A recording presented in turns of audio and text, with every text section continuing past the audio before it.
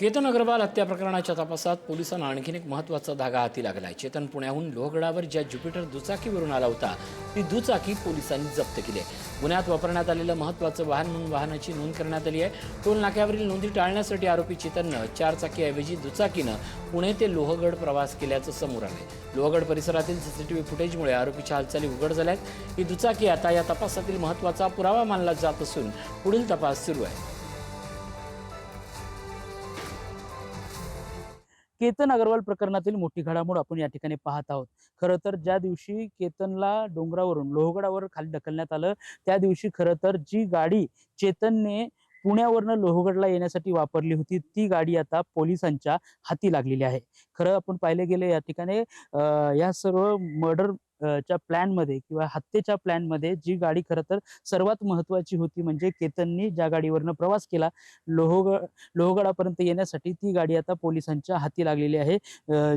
Scooty आहे ती Jupiter, ती गाडी आता पोलिसांच्या हाती लागलेली आहे आणि त्या गाडीचे देखील कागदपत्र किंवा ती गाडीचं देखील जो महत्त्वाची भूमिका ह्या केसमध्ये असल्यामुळे आज कोर्टामध्ये त्या गाडीला देखील त्या गाडीचे पेपर देखील त्या ठिकाणी सादर करण्यात येणार आहे। खरं तर पुण्यावरनं लोहगडला येत असताना कुठल्याही प्रकारचा सुगावा लागू नये किंवा कुठल्याही आम्ही कॅमेरामध्ये येऊ नये, कुठल्या टोलवर येऊ नये यासाठी 4 व्हीलर न वापरता 2 व्हीलर वापरून त्या ठिकाणी लोहगडवर येण्याचा जो प्लॅन त्यांचा होता सियाचा आणि चेतनचा, हा तो सक्सेस होण्यासाठी किंवा कुठलाही पुरावा आपल्याबद्दल राहू नये यासाठी लोहगडापर्यंत येत असताना चेतनने त्या ठिकाणी 2 व्हीलर वापरल्याचं या ठिकाणी सांगितलं जात आहे।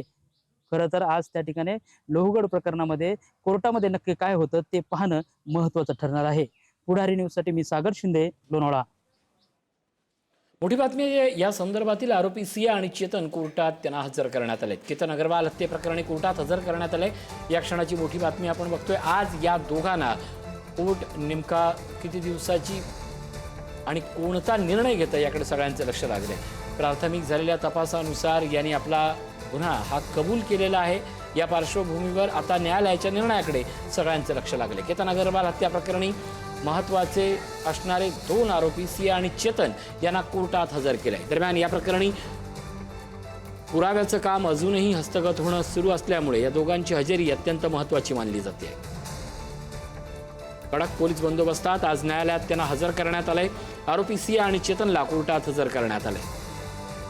दरम्यान सिया आणि चेतनच्या वकिलांकडनं दोघेही निर्दोष असल्याचा दावा वारंवार करण्यात येतोय। मात्र त्याचवेळी पोलिसांच्या तपासात या दोघांकडनं अगदी रिक्रिएशन पासून ते त्यांनी या सगळ्या गुन्ह्यादरम्यान वापरलेली वाहनही जप्त करण्यात आलेली आहेत। मोठी बातमी आपण पाहतोय, आरोपी सिया आणि चेतन कोर्टात हजर झालेले आहेत। त्यांच्या कस्टडी संदर्भात आता कोर्ट महत्त्वाचा निर्णय घेणार आहे। सागर शिंदे आमचे प्रतिनिधी आपल्यासोबत आहेत। सागर, सिया आणि चेतनला कोर्टात हजर केलंय, काय अपडेट? नक्कीच केतन अग्रवाल हत्या प्रकरणामध्ये आरोपी सिया गोयल व चेतन चौधरी या दोघांना वडगाव न्यायालयामध्ये हजर करण्यात आलेलं आहे। या ठिकाणी वडगाव न्यायालयात मोठा फौजफाटा पोलिसांचा आपल्याला दिसून येत आहे। त्यातच सियाचा भाऊ साहिल या सुनावणीसाठी या न्यायालयामध्ये हजर झाल्याचं आपल्याला दिसून येत आहे। तसेच सियाचे वकील आशुतोष श्रीवास्तव तसेच विपुल ऋषी कोर्टात देखील हजर झालेले आहेत। मोठ्या प्रमाणाचा फौजफाटा असेल किंवा सर्वच गोष्टी असतील यामधून माध्यमांपासून वाचून त्यांना नेण्याचा प्रयत्न पोलीस प्रशासनाने त्या ठिकाणी कोर्टात जाताना दिसला आपल्याला या ठिकाणी। मात्र आता नक्की या ठिकाणी पुढे काय होतं, त्यांना त्यांची पोलीस कोठडी खरं पोलिसांनी मागितली आहे अजून वाढवून, तर त्याबद्दल आता नक्की कोर्ट काय त्या ठिकाणी पुढे सुनावणी करतं ते पाहणं खरं तर महत्त्वाचं ठरणार आहे। नक्कीच या सगळ्या प्रकरणात सागर एक गोष्ट आणखी महत्त्वाची म्हणावी लागेल आणि ती म्हणजे मागील काही दिवसात या सगळ्यात पोलिसांनी केलेले जे पुरावे आहेत तेही अत्यंत महत्त्वाचे आहेत। त्या पार्श्वभूमीवर आजचा येणारा निर्णय महत्त्वाचा असेल। तुर्तास धन्यवाद सागर या अपडेटबद्दल।